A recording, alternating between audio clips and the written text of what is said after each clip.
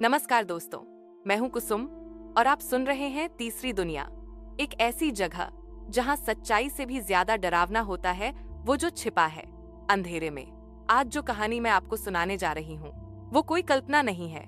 ये एक सच्ची घटना है जिसे सरकार और मीडिया ने दबा दिया, क्योंकि ये कहानी है एक ऐसे गांव की जो अब नक्शे पर नहीं है, क्योंकि उस गांव में सिर्फ लाशें बची थीं। ये बात है 2004 की, जब बिहार के एक दूरदराज इलाके में सर्वे करने गई थी एक टीम। सरकारी नक्शों के अनुसार वहां कोई बस्ती नहीं होनी चाहिए थी, पर सैटेलाइट तस्वीरों में वहां एक पुराना गांव दिखाई दे रहा था। नाम था काना गांव। टीम में थी 4 लोग: डॉक्यूमेंट्री फिल्ममेकर अमित, उसका दोस्त और sound engineer Ravi, local guide Raju और कैमरा गर्ल संगीता। जब वो लोग गांव पहुंचे तो वहां एक अजीब सी शांति थी। ना कोई आदमी, ना जानवर, ना चिड़ियों की आवाज, सिर्फ सूखे हुए पेड़ों की सरसराहट और कभी कभी कोई परछाई सी गुजरती महसूस होती। राजू ने बताया, ये गांव पहले बहुत समृद्ध था, पर 1987 में यहाँ कुछ ऐसा हुआ कि सारे लोग एक रात में गायब हो गए। बस कुछ लाशें मिली, और वो भी कुछ अजीब हालत में, जैसे किसी ने उन्हें खाल से अलग कर दिया हो। गांव के बीचों बीच था एक पुराना टूटा हुआ किला, जिसके दरवाजे पे लिखा था, यहाँ मत आना, मौत का इंतजार यहीं करता है। पर जिज्ञासु अमित और रवि कहाँ मानने वाले थे। कैमरा लेकर घुस गए अंदर। किले के अंदर सब कुछ बर्फ जैसा ठंडा था, और एक गलियारे से बार बार किसी औरत के गाने की आवाज आती थी। चली आओ, चला आओ। संगीता डर गई। उसने बाहर रुकने को कहा, पर अमित ने कहा, अगर डर कर रह गए तो सच्चाई कभी नहीं मिलेगी।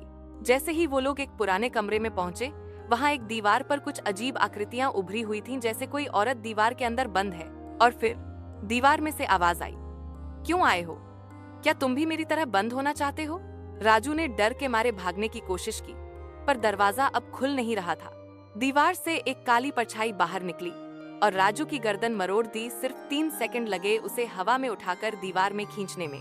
अब बचे थे सिर्फ 3, और दीवार पर एक और आकृति उभर आई थी, राजू की। अब अमित को समझ आया, ये कोई आत्मा नहीं बल्कि एक शाप था।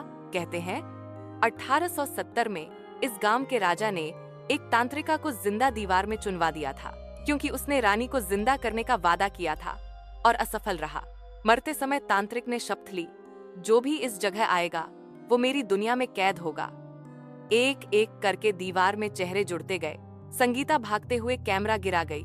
उसका अंतिम फुटेज रिकॉर्ड हुआ। मैं दीवार में जा रही हूँ, मैं दीवार में जा रही हूँ। और फिर एक सन्नाटा।